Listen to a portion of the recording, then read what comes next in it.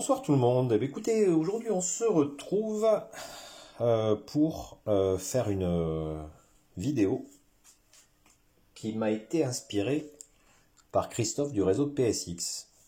En effet, voilà, il a présenté la marque Electrotrain. Alors je ne vais pas refaire la même présentation que lui parce que elle était excellente. C'était une très très bonne présentation et je pense qu'il n'y a pas d'intérêt à la refaire. Mais je vais un petit peu, jouer sur la connotation historique de cette marque. Pour essayer de, en gros, vous montrer un petit peu l'évolution de la marque en fonction des années. C'est une marque très très ancienne. Donc si vous le voulez, écoutez, on va commencer par vous faire un petit historique et vous dire que cette marque-là remonte à longtemps. Remonte à longtemps, elle a été créée par le fondateur qui s'appelait Jaime González Forillac, qui est décédé il n'y a pas si longtemps que ça, le 3 octobre 2019. Il a commencé à démarrer cette aventure-là de la fabrication de modèles ferroviaires, de modèles ferroviaires. Il l'a commencé en 1951. 1951, c'est l'année de ce premier catalogue, le tout premier catalogue de la marque. Alors l'entreprise Electrotrain a été créée donc en 1951. Elle était basée sur une commune, sur la commune catalane, donc très très proche de Barcelone, pardon, à Cornellà de Llobregat, où ils ont commencé à construire donc des modèles ferroviaires, des maquettes essentiellement en tôle estampée. Voilà. Et je vais vous présenter, avant de continuer l'historique, le tout premier catalogue, ce tout premier catalogue. Alors, voilà, on va pas se mentir, c'est très très de son époque, des années 50. Voilà, on est en 1951 avec un papa en train de regarder son fils émerveillé par ce train-là. On était déjà à l'échelle H0, je crois, si je me souviens bien. Enfin, je suis pas très sûr, mais je crois qu'on était déjà à cette échelle-là. Et vous avez une petite idée, alors, ce que le catalogue proposait quand même, qui était assez fourni. Il y avait 2 locomotives électriques, 2 locomotives à vapeur, et beaucoup de wagons. Alors quand je dis beaucoup de wagons, c'est beaucoup de wagons. Ils sont représentés en noir et blanc, c'est pas de la couleur, mais... Il y a une série de wagons, de fourgons, de voitures, vous voyez, ces voitures courtes. Encore des wagons assez longs. Alors on a la dimension des wagons, je ne sais pas si vous avez fait attention. Alors, voilà, ça c'est les wagons les plus courts qui font 15 cm de long. Alors je suis pas sûr quand même qu'on soit à l'échelle, c'était peut-être un peu plus grand que l'échelle H0. Parce qu'ils ont, alors je ne sais pas quelle était la dimension, ils ont produit de l'échelle S aussi un petit peu au début, donc c'était peut-être ça. Donc vous avez ces wagons-là, un peu plus long, 17 cm, encore un peu plus long, 25 cm, et donc il y a un catalogue assez fourni des voitures, ici. Des petits bâtiments, vous voyez, des accessoires avec des signaux et des éclairages, toujours des accessoires. Voilà, le tout premier catalogue. Alors le transformateur, ça mérite quand même d'être vu parce que voilà comment à cette époque-là on pilotait nos trains. Ça mérite d'être vu quand même, c'est assez intéressant. Ici des caisses de transport ou de conservation pour le matériel. C'était déjà, je trouve, une bonne idée. Donc voilà, tout premier catalogue. Que j'ai récupéré sur une ancienne boutique à Barcelone, ici, où on voit encore le tampon qui est présent. Donc ça c'est le tout premier catalogue, en 1951, mais vous allez vous apercevoir qu'elle va rester très peu de temps à Barcelone, en fait, en Catalogne, cette entreprise. En 1954, il déménage et installe l'entreprise à Madrid, donc dans la capitale.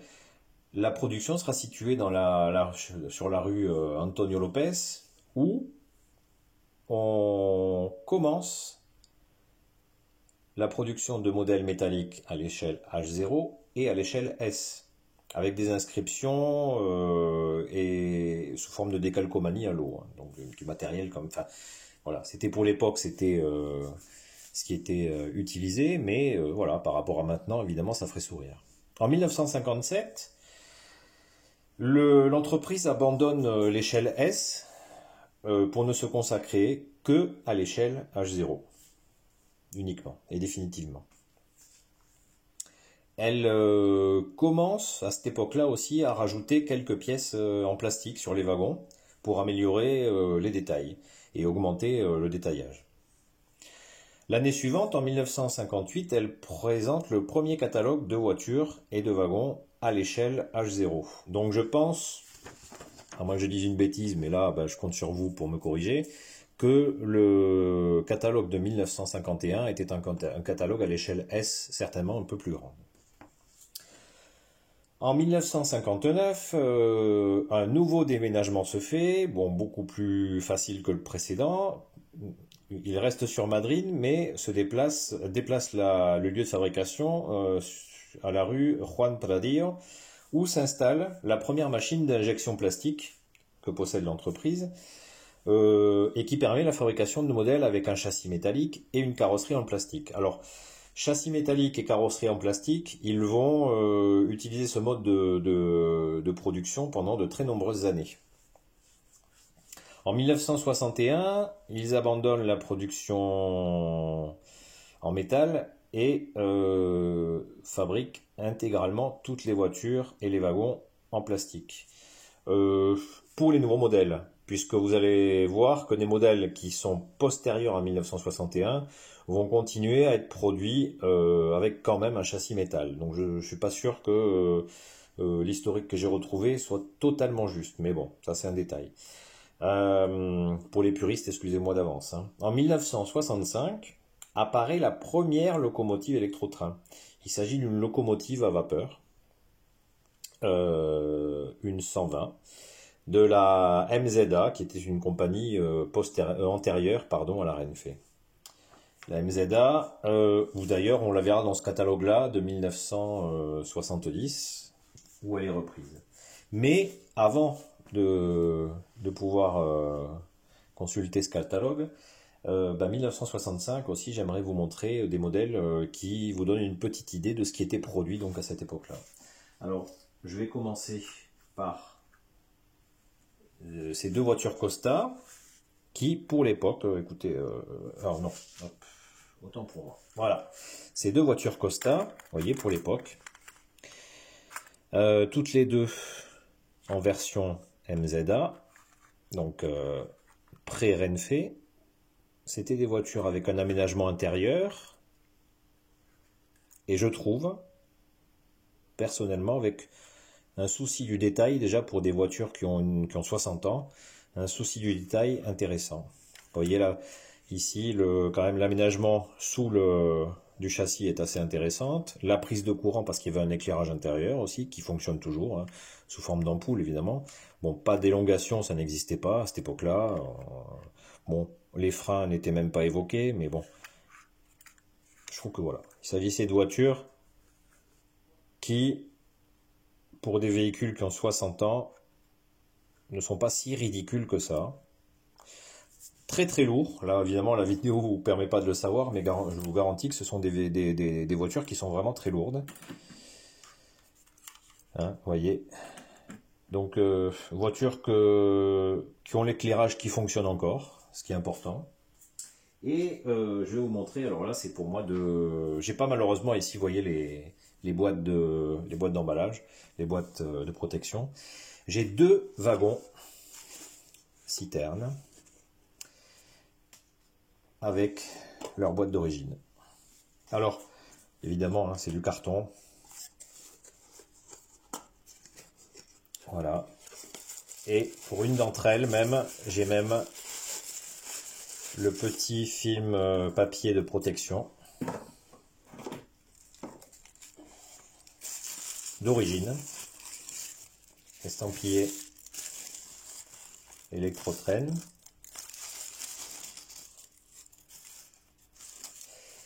Estampillé Électro-Train, il s'agit de wagons-citernes, transport d'alcool. Alors avec le châssis en métal, ici l'échelle en métal, les balcons en métal et la caisse ici en plastique. Bah, écoutez, voilà, 1965. Avec une typographie, je trouve très très nette et de belle qualité. Bon, évidemment, hein, le dessous est, vous le voyez, très limité. Mais il y a déjà, étonnamment, les sabots de frein, est-ce que vous allez le voir, sont déjà bien positionnés. On le voit certainement ici et ici. Je vais essayer de vous mettre un petit peu plus de jour pour que vous puissiez le voir. Voilà. Des sabots de frein très très bien positionnés. Bon, voilà, il n'y a aucune évocation du dessous, hein, mais voilà. Et c'était à l'époque très facile de savoir en quelle année était produit le wagon. Et on peut même avoir la date exacte. C'est presque ironique, il manquerait l'heure, mais sinon on aurait tous les détails. Ce wagon-là, notamment, a été produit le 16 septembre 1965. Voilà. Sur chaque boîte, vous avez ici l'indication. Donc on a ce premier wagon citerne, et j'ai celui-ci. Alors produit le 24 septembre 1965.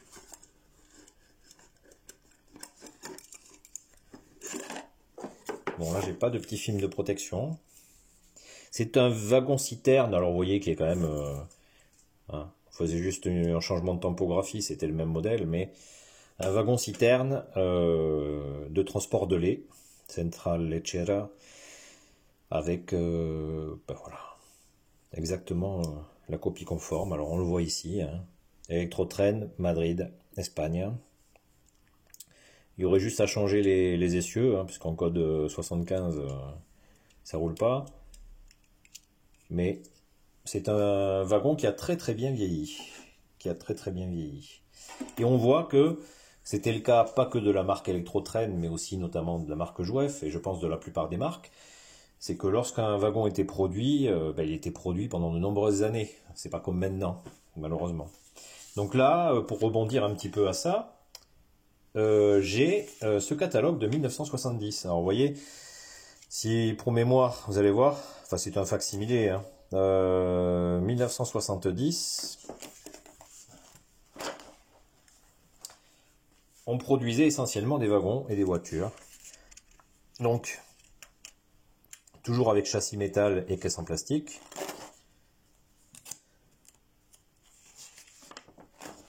Voilà, assez varié, hein. Le catalogue était bien fourni et on trouvait toutes les références, hein, la plupart du temps, hein. C'est pas comme maintenant, comme je disais, donc un catalogue très fourni. Ici, vous voyez, un nettoyage de rails avec un système de patins qui était plutôt intéressant. Wagon citerne, alors sur la même page, ici, écoutez, on retrouve ce wagon de transport d'alcool, vous voyez, qui est bien présent. Alors légèrement différent, puisque là on s'aperçoit que, vous voyez, la passerelle avait été modifiée, mais on était très proche en fait, hein, quand même.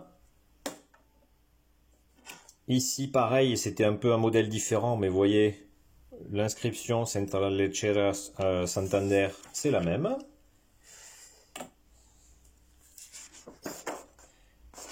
Voilà. Je crois que là on est... Ben voilà, autant pour moi, c'était celui-ci. Donc voilà, on le retrouve ici. Non, excusez-moi, voilà, c'est celui-ci. C'est celui-ci, donc longueur 124 mm. Pareil pour celui-ci, c'était le même modèle, hein. Et hop, pardon, pour faire la comparaison, nous avons celui-ci, vous voyez, qui est bien présent, avec ici le robinet d'évacuation. Voilà, faut pas oublier que nous sommes sur des wagons qui ont 60 ans. Donc écoutez, honnêtement, autant pour les voitures Costa que je vous ai montré précédemment que pour celle-là, on est quand même pas mal. Alors, pour finir avec ce catalogue de 1970, pour info, j'étais pas encore né. On a ici, vous voyez, des caisses, des coffrets de départ, d'initiation. Et ici, l'unique locomotive à vapeur qui était produite. Pendant très longtemps, c'était l'unique locomotive que produisait à l'échelle H0 Electrotrain. Des accessoires, un transfo qui avait un petit peu évolué. Et on arrivait au bout de ce catalogue.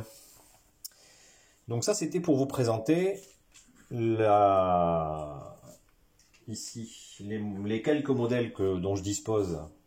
Donc regardez, je remballe. C'est vraiment du... Bah, ça n'a rien à voir avec maintenant, évidemment.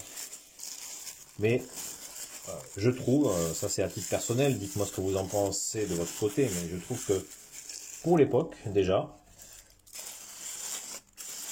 on produisait quand même du très très beau matériel, malgré tout. Ça a toujours été quand même, à l'époque, ça devait être considéré comme du matériel d'une grande finesse, j'imagine.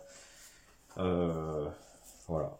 Évidemment, l'emballage était, les boîtes de protection étaient quand même un petit peu plus simplistes. Maintenant, on fait un peu plus attention, les détails aussi sont plus fragiles, donc ça aide aussi au fait que on souhaite produire des boîtes d'emballage, des boîtes de protection un peu plus qualitatives. Mais voilà, ça c'était donc pour... nous sommes toujours donc en 1965. On continue, si vous le voulez bien, l'historique. On arrive en 1974. En 1974, ils introduisent une machine de tampographie toujours dans le but d'améliorer grandement le détaillage, la finesse et surtout les inscriptions qui, vous voyez, auparavant quand même étaient un peu plus limitées. Et donc 1974, ça correspond aussi à ce catalogue que j'ai. Alors on change de format, on est au format portrait, plus au format paysage. Donc c'est le catalogue ici de 1974 où on produit toujours essentiellement du wagon. On passe à la couleur quand même, déjà c'est une petite amélioration. On produit du wagon avec une tampographie, alors là on vous le verrez pas, mais plus fine.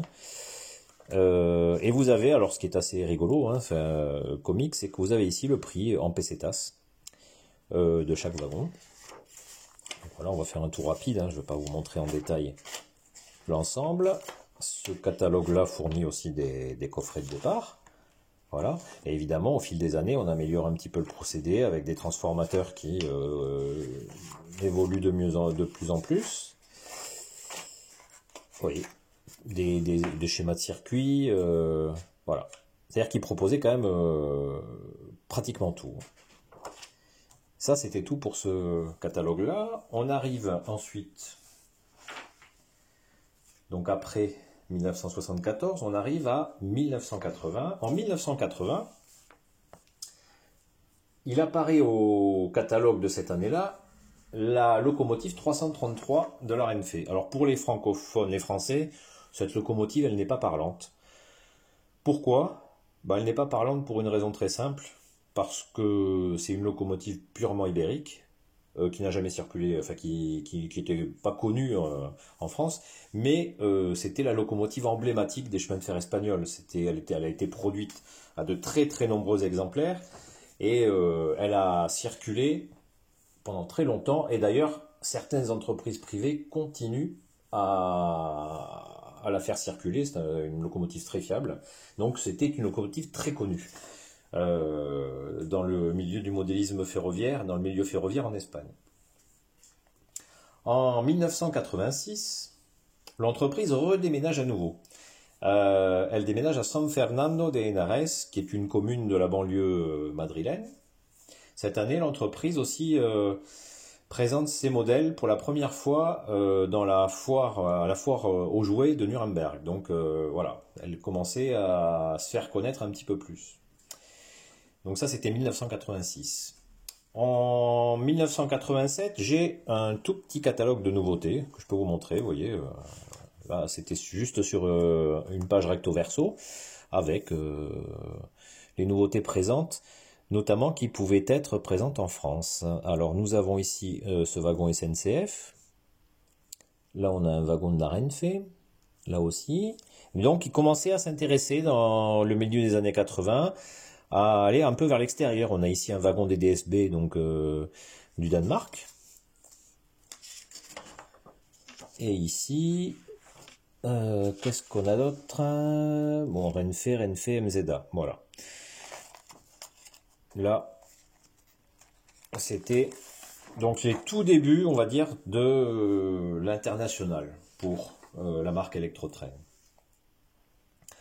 Ensuite, après 1986, on passe dans la décennie 90 où là, l'entreprise va se développer de plus en plus. Là, j'ai ici un dernier catalogue au prix de, enfin, ça c'est toujours une copie, au prix de 399 pesetas. J'ai ce catalogue de 1996 où là, on rentre vraiment dans la partie très modéliste, très modéliste hein, quand même. Hein. Donc 1996 et la fameuse 333 dont je vous parlais. Alors c'était une locomotive qui a été produite longtemps, très robuste, très robuste. Là, elle était en version taxi, donc noir et jaune, et en version verte, un peu plus ancienne, à liseré jaune. Hein. Toujours les prix en pesetas, 15 255. Et quand je vous dis qu'elle commençait à s'intéresser à l'extérieur, aux autres pays, les Danois avaient aussi eu cette locomotive-là. Et donc, ils avaient fait une livrée en version danoise. Une locomotive à vapeur statique, qui était leur toute première locomotive à vapeur, mais qui était présentée en coffret, donc qui n'était pas roulante. Hein. Les voitures Costa. Alors là, c'était des voitures Costa légèrement améliorées, mais vous allez voir que il y aura des reproductions de ces voitures-là, même bien plus tard. Là, celle-ci était quand même encore basée sur les modèles des années 60, hein, même en 96. Avec un roulement un peu meilleur, j'imagine. Mais donc on avait ceci, ça c'était grande nouveauté. Donc dans les années 90, milieu des années 90, parce que pendant très longtemps, il faut savoir que pendant très longtemps, les seules voitures voyageurs produites par Electro-Train étaient ces voitures Costa. On était un peu limité. Et là, le premier modèle hors voiture Costa, ça a été ces voitures 5000 aussi, qui étaient pendant très longtemps qui étaient présentes en Espagne. Ces voitures 5000 dont la finesse et la finition étaient largement supérieures aux voitures Costa, hein, largement supérieures. Et ici, je vais vous en montrer une que j'ai pu acquérir il n'y a pas longtemps, il y a à peine 2 ans. Mais voilà ce que ça donnait. Donc vous voyez déjà au niveau des boîtes de protection, voilà, ça change complètement. Et on a cette voiture de première classe 5000. Donc voiture de première classe 5000 qui est présente ici. Hein, c'est la même que celle-ci en fait. Qui honnêtement... Alors je l'ai moi modifié un petit peu. J'y ai rajouté des personnages à l'intérieur parce qu'il y a un aménagement intérieur qui est très détaillé. Alors je sais pas si on le voit ici. Si. Je vais pas vous en soulever la voiture, mais vous voyez, en fonction des classes, il y a un aménagement intérieur. Il y avait aussi la version cafétéria, la version fourgon, que vous pouvez voir ici. Alors, à l'avenir, j'aimerais en avoir au moins 2 ou 3 de plus pour me confectionner une composition. Ce sont des voitures qui sont produites maintenant rarement. L'année dernière, ils ont fait un coffret de 2 voitures. Voilà, franchement, regardez-moi la finesse ici du châssis, que je trouve incroyable. Alors, vous le voyez, ce sont des véhicules qui sont éclairés d'origine. Voilà. Très belle voiture. Très belle voiture. Et pareil, hein, ça reste des voitures emblématiques. Des voitures emblématiques en Espagne. À titre d'anecdote, ce que je peux vous dire, c'est que notamment, il existe un musée. Alors, pour ceux qui ont la chance de pouvoir y aller, s'ils passent les vacances l'été en Espagne, vous avez un musée vivant, enfin un musée vivant, oui, je peux dire que c'est un musée vivant. Hein. Vous avez un musée du chemin de fer à Móra la Nova, qui est une commune du sud de la Catalogne, mais pas sur la côte, à l'intérieur des terres, qui est située à proximité de la gare du même nom, qui possède une collection de matériel roulant, moteur, et notamment une rame complète de ces voitures-là. On pouvait la visiter à l'intérieur. Ce sont des voitures vraiment très originales, très très originales. Donc avec un confort sur les assises, je peux vous dire, hallucinant. Mais bon. Donc on a cette voiture-là, vous voyez. Et alors j'ai aussi, je ne vous l'ai pas sorti, mais j'ai aussi donc ces mêmes voitures qui, de manière un petit peu plus récente, c'était quand même voilà, un peu plus récent, avaient été produites en livret régional donc pour les distances. Voilà, ça c'était plus époque 4, on va dire, et là on était plus dans l'époque 5 pour le reste, si je puis dire. Mais voilà, on se retrouve avec le talgo pendulaire, pareil. C'est un modèle dont je dispose, hein, avec par moment les prix en pesetas, c'est assez original, c'est amusant. Et toute une série de wagons. Vous voyez, en voiture, c'était tout ce qui était produit, mais en wagon, on continue à en avoir une belle quantité. Alors, on a ici, par exemple, ce wagon citerne, que je pourrais vous montrer, que je n'ai pas dans la même livrée, Transfesa, mais en livrée comme ça. Alors, voilà, hein, toujours, on est avant 2000, hein, avant 2001, il coûtait 2805 pesetas. C'est un wagon citerne intéressant, très détaillé déjà, hein. Donc il a quand même, je dirais qu'il a une bonne trentaine d'années ce wagon. C'est le même modèle que celui-ci, hein. Ils avaient utilisé le même modèle que celui-ci. Et la finition, voilà, pour un wagon donc d'une trentaine d'années, vous voyez le dessous de la citerne du châssis, c'est assez impressionnant. Il y avait déjà une élongation, alors limitée certes, mais il y avait une élongation. Bon, au niveau des freins, bon, il n'y avait pas trop d'efforts de fait dessus, mais la topographie était très très bonne aussi. Voilà. Donc là, on est sur un wagon de 1900, avant, ouais, je pense avant 1996, je dirais 94, 95. Mais on voit bien l'évolution de la finesse et du travail par rapport au modèle précédent, ainsi que des boîtes de protection, hein, de conservation. Donc on a ceci. Je pourrais vous en montrer aussi un autre. Je crois qu'il est présent sur le catalogue. On va regarder. Donc vous voyez, vous avez un catalogue assez fourni. D'ailleurs, il y a beaucoup encore de ces wagons-là qui sont produits par le groupe Hornby, hein. Ils avaient déjà une gravure plus que raisonnable, hein. Ben, celui-ci, par exemple, voilà, c'est exactement le même. Donc celui-ci, ce wagon, c'est même écrit en français. Regardez, ce wagon tomberon de l'Arenfe, type Elos, avec un chargement de charbon, vendu au prix de 1780 pesetas. J'avais eu une chance folle, si je puis dire, puisque moi j'ai eu le même, avec une réduction de 5 pesetas, 1775 pesetas. Alors, pour vous donner un ordre d'idée, c'est approximatif, évidemment, mais 1000 pesetas, ça correspondait à peu près à, je dirais, une quinzaine de francs, à peu près, une quinzaine de francs. Donc on était sur un modèle qui devait coûter, un wagon qui devait coûter peut-être 30 francs, à peu près, un peu moins de 30 francs. Ça laisse rêveur par rapport au prix de maintenant, hein. Et donc là, on avait une finesse plus que raisonnable aussi, hein. Je peux vous le sortir. Bon, l'emballage était évidemment très, très simplifié quand même, mais on avait un modèle. Certes, ici c'est du plastique, c'était pas terrible, mais après pour le reste, un détaillage, vous voyez, sous le châssis plus que raisonnable. Bon, l'élongation très limitée, mais ça c'est un wagon court, donc il n'y a pas de souci. Voilà. Une topographie, rien à dire. Je pense que maintenant on fait pas mieux, hein. On fait pas mieux et justement, vous voyez, je pense que ça mériterait d'utiliser ces moules-là qui ont été plus qu'amortis par Electrotrain ou d'autres, hein, et pouvoir les recomposer, refaire des tirages, des refabrications ne coûteraient pas si cher que ça. On pourrait les proposer à des prix vraiment intéressants. Vous voyez, ce type d'élongation-là, on le conserverait, honnêtement, sur des wagons courts, ça poserait aucun souci, hein. Il y avait déjà les boîtiers NEM pour les attelages, donc, et voilà, pour un wagon qui a plus de 30 ans. Donc, je trouve que, voilà, on voyait, c'est des wagons qui, même sur les pour la SNCF avait été reproduit, hein. Là, on est encore sur du wagon. Non, non, là, on est déjà sur des wagons SNCF. Alors, je vais revenir, si vous voulez, en arrière un petit peu. Non, là, non. La DB, vous voyez.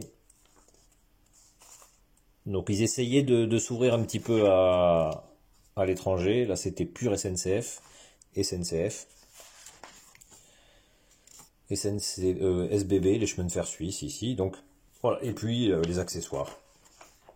Donc, on a, à cette époque-là, une fabrication, il faut le savoir, toujours en Espagne. Toujours en Espagne. Jusqu'au début des années 2000, tout leur matériel, tous leurs wagons, voitures, locomotives sont produits en Espagne. Pour continuer l'historique, on arrive en 1999. En 1999, la marque crée le Club Électrotrain, qui permet de fidéliser, on va dire, leur clientèle, d'améliorer le contact, de garder un contact, d'avoir un contact plus direct avec les passionnés de la marque.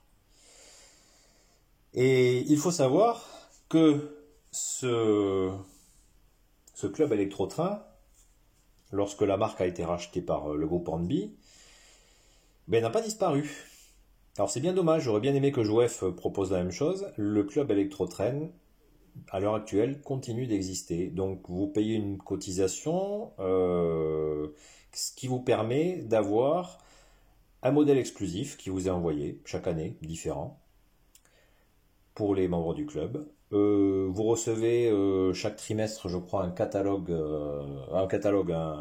une revue qui vous décrit toutes les nouveautés, les projets de la marque Electrotrain, et vous avez le catalogue qui est offert. De mémoire, je crois que pour l'ensemble, ça vous coûte en Espagne une 50aine d'euros. Bon, voilà. Mais ça, et puis quelques avantages, un site dédié, voilà, un forum. Donc, malheureusement, je ne suis pas membre de ce club. J'aurais bien aimé, mais pour ceux qui vivent à l'étranger, c'est malheureusement beaucoup plus cher. Je ne désespère pas à l'avenir, hein, un jour pouvoir de pouvoir en faire partie. On continue donc l'historique. En 2000, un nouveau déménagement s'effectue. Ça sera le dernier déménagement. L'entreprise va s'installer dans des bâtiments beaucoup plus modernes à Alcalá de Henares, qui est à peu près une 50aine de kilomètres de Madrid, où là, ça va être leur dernier lieu de production.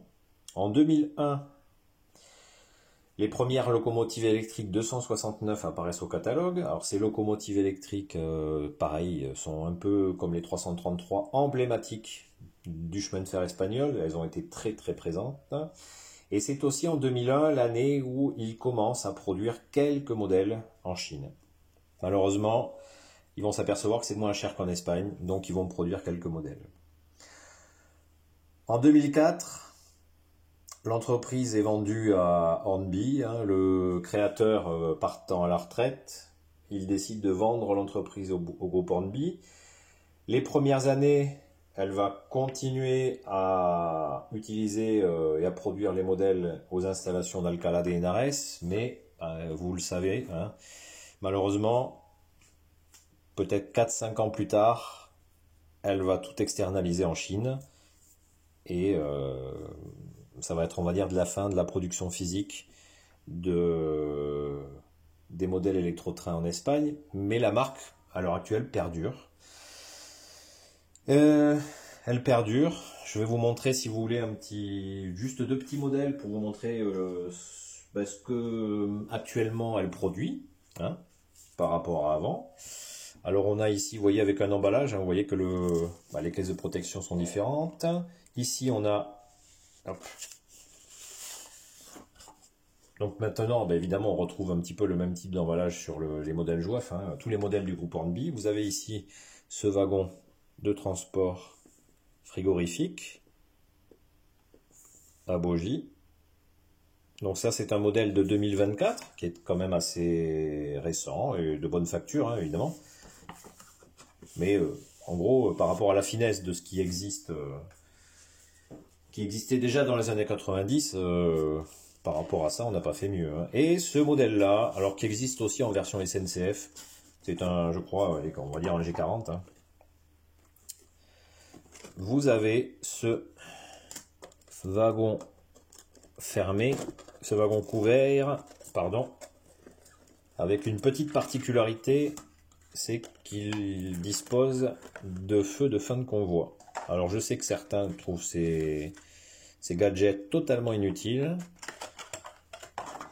hein, mais moi j'apprécie particulièrement. Alors vous voyez, évidemment, on a certainement grandement amélioré la finesse des châssis, des dessous de châssis.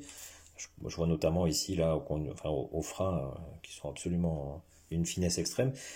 Mais par contre, regardez, alors ça se voit, je pense que vous ne le verrez pas par transparence. Hein. Ici, les grilles d'aération sont d'une finesse. Enfin, moi, je trouve ce modèle excellent, très très beau, très très beau. Et ça vient en complément de ce que disait Christophe dans sa vidéo sur la marque Electrotrain. Voilà, c'est une marque qui n'a rien à envier, d'une grande qualité. Et vous le voyez ici, vous avez ces deux lanternes de queue qui correspondent à des modèles de la Renfe et qui sont allumés par ce système d'aimant. Alors pourquoi pas. Hop. Et ne soyez pas surpris, alors en Espagne, les éclairages sont clignotants. Ce n'est pas comme en France où c'est fixe. Donc vous voyez, vous avez ceci. Et on repasse un petit peu un coup d'aimant pour éteindre l'ensemble. Voilà, c'est aussi simple que ça. Donc ça c'est pareil, un modèle de 2024, d'une finesse tout à fait raisonnable. Alors évidemment les prix ont plus qu'augmenté par rapport aux années précédentes. Ça c'est malheureusement le lot de notre hobby. Ouais, on est à un modèle à plus de 42 € que j'ai acheté en Espagne. Donc même en Espagne, vous voyez, les prix sont complètement différents. On n'est plus sur les mêmes tarifs. Mais, non, attends, juste un petit oubli de ma part. Voilà, ça sera mieux. Donc, écoutez, je pense que j'ai fait un petit tour. Pour finir, si vous le souhaitez, je vais vous présenter, alors pas forcément tous les catalogues. Ah, excusez-moi. Oui, on le fait ensemble. Voilà. Bon, c'est pas forcément un emballage qui est très pratique, mais après, j'avoue qu'une fois que le wagon est dans sa boîte de protection, il ne bougera plus. Juste pour terminer, j'ai pas de modèle de catalogue intermédiaire, mais j'ai gardé notamment dans la décennie année 2010. Vous voyez, j'ai le catalogue 2011, 2014, 2016 et 2017. Qui étaient encore à cette époque-là des catalogues dédiés à la marque Electrotrain. Maintenant, vous le savez, hein, je ne vous l'ai pas sorti, je pourrais vous le montrer. C'est un catalogue qui reprend toutes les marques Hornby dans le même catalogue.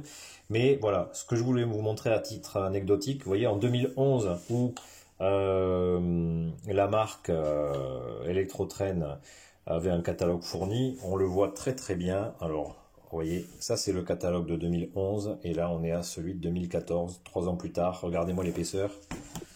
Juste pour faire, pour baver un petit peu et se dire que encore à cette époque-là on avait de la chance. Regardez ce que ça donnait. Les coffrets de départ, locomotive à vapeur, la Mikado. Moi j'ai la version fuel, celle-ci qui est de toute beauté. Voilà. Locomotive électrique. Vous voyez, la fameuse 269 qui a commencé à être produite non, là c'est la 289. Je vais vous la montrer. La 269, je suis sûr qu'ils l'ont. Elle est ici. Voilà, elle est ici. La 269, alors là c'était dans la livrée la plus récente, la plus moderne, époque 6. Celle-ci a commencé à être produite par l'ancienne Electrotrain après Hornby en 1999. Et il continue périodiquement à lui apporter des livrées variées puisqu'elle a eu de très très nombreuses livrées. La 289, c'est une cousine de la 269.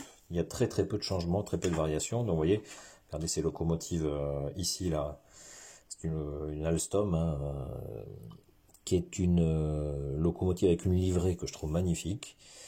Alors j'ai celle-ci aussi, cette 276 mais sans les socs chasse-neige. Voilà. Vous avez quand même un catalogue très fourni. En diesel, ça n'était pas en reste. La 321, que j'ai la chance de posséder. La BJ, que vous avez pu voir. Il faudra que je fasse un petit historique peut-être dédié à la BJ de la Renfe, pourquoi pas. Une 354, alors moi ça c'était des locomotives. Ici, la 353 un peu plus ancienne, qui était destinée au trafic, à tracter les rames Talgo uniquement. Et voilà, hein, vous voyez, on continue. Hein. Des automoteurs, électriques, diesel, TGV,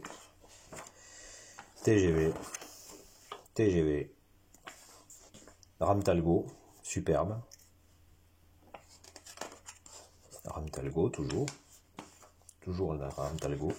Autre version, encore une autre version, train hôtel, Ellipsos. C'était les rames Talgo de nuit qui circulaient entre la France et l'Espagne, faisaient Paris-Madrid et Paris-Barcelone.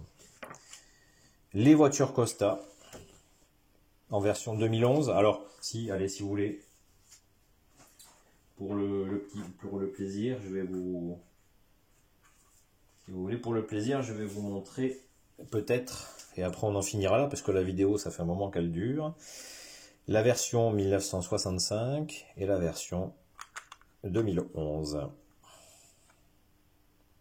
Bah écoutez, j'ai envie de dire, elle n'a rien à envier. Quand on voit, certes, la gravure des bogies semble un petit peu plus fine, certes, la tampographie sur le châssis n'est pas présente dans la version 65, mais et le plastique, alors ça, voilà, on a fait un effort sur l'aspect bois de la caisse, alors que là, c'était pas le cas.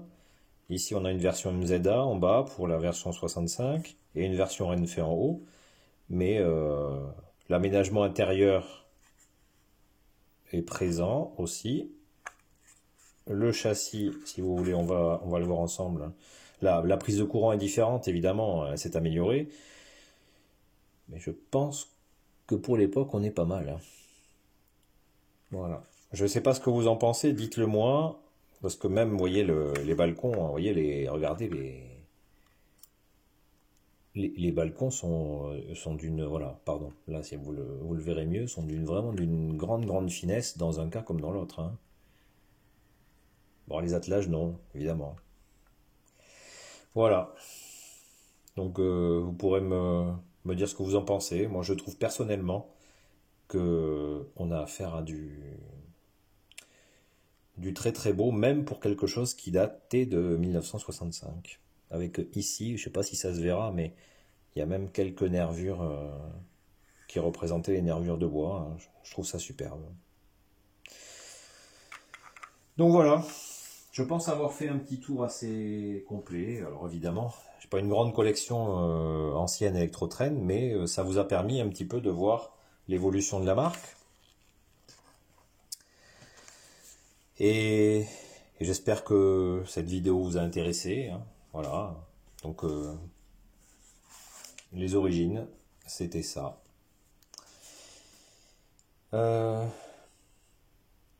J'espère que voilà, la vidéo vous aura intéressé.